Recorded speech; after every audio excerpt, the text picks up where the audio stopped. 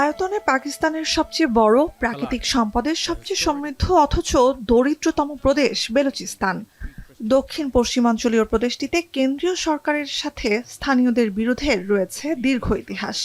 এরই ধারাবাহিকতায় কয়েকশো যাত্রী সহ ট্রেন ছিনতাই করে বিশ্বজুড়ে নতুন করে আলোচনায় সশস্ত্র গোষ্ঠী বেলুচ লিবারেশন আর্মি।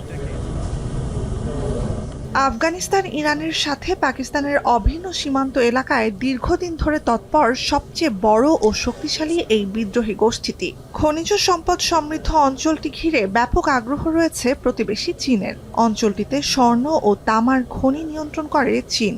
বেলুচিস্তানের ওপর দিয়ে এক দশক আগে $৬,০০০ কোটি ব্যয়বহুল চীন পাকিস্তান অর্থনৈতিক করিডর বা সিপিইসি প্রকল্প চালু হলে পাকিস্তানের কেন্দ্রীয় সরকারের সঙ্গে বিরোধ সীমা ছাড়ায় বেলুচ বিচ্ছিন্নতাবাদীদের। সিপিইসি মেগা উন্নয়ন প্রকল্পের কেন্দ্রে রয়েছে আরব সাগর উপকূলবর্তী গোয়াদর গভীর সমুদ্র বন্দর, যেখানে চীনা স্থাপনা লক্ষ্য করে অসংখ্য হামলা চালিয়েছে বিচ্ছিন্নতাবাদীরা, হত্যা করেছে চীনা নাগরিকদেরও। বিশেষ করে গেল কমাসে সহিংসতা মাত্রা ছাড়িয়েছে বেলুচিস্তানে। বেলুচিস্তান থেকে নিয়মিত চলাচল করা ট্রেন জাফর এক্সপ্রেসও বহুবার হামলার শিকার হয়েছে। বিচ্ছিন্নতাবাদীরা রেল লাইনের একটি অংশ বোমা মেরে উড়িয়ে দেওয়ায় গেল বছরও 2 মাস বন্ধ ছিল ট্রেনটি। নভেম্বরে প্রাদেশিক রাজধানী কোয়েটা রেল স্টেশন ছাড়ার আগ মুহূর্তে ট্রেনটিতে আত্মঘাতী হামলায় প্রাণ যায় নিরাপত্তা কর্মকর্তা সহ অন্তত 30 জনের। গেল জানুয়ারি মাসেও বেলুচিস্তানের পরিস্থিতি নিয়ে সতর্ক করে ইসলামাবাদ ভিত্তিক থিঙ্ক ট্যাঙ্ক পাক ইনস্টিটিউট অব পিস স্টাডিজ। প্রতিবেদনে বলা হয় 2024 সালে প্রদেশটিতে 150-র বেশি হামলা হয়েছে, যা আগের চেয়ে 119% বেশি। সহিংসতা ঠেকাতে বেলুচিস্তান সরকার প্রদেশটিতে বড় ধরনের সামরিক অভিযানের পরিকল্পনার কথা জানালেও তা বাস্তবে রূপ নেয়নি।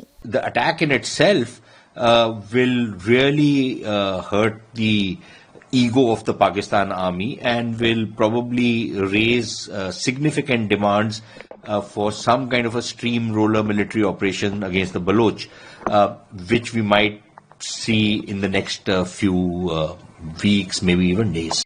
অঞ্চলটিতে সামরিক অভিযান চালানো হলেও এতে বেশিরভাগ সময়ই হয়রানির শিকার হন নিরীহ বেলুচরা, বিচ্ছিন্নতাবাদীদের সাথে যাদের কোনো যোগসূত্রের প্রমাণ মেলেনি।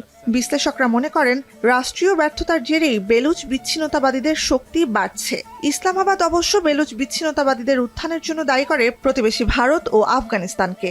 দেশ দুটি চীনের সাথে পাকিস্তানের সম্পর্ক নষ্ট করতে চায় বলে অভিযোগ ইসলামাবাদের। নুজহাত কামাল, এখন বিশ্ব। একনল হ্যান্ড ওয়াশ 100% প্যারাবেন ফ্রি, তাই নিরাপদ হাতের জন্য আস্থা রাখুন একনলে।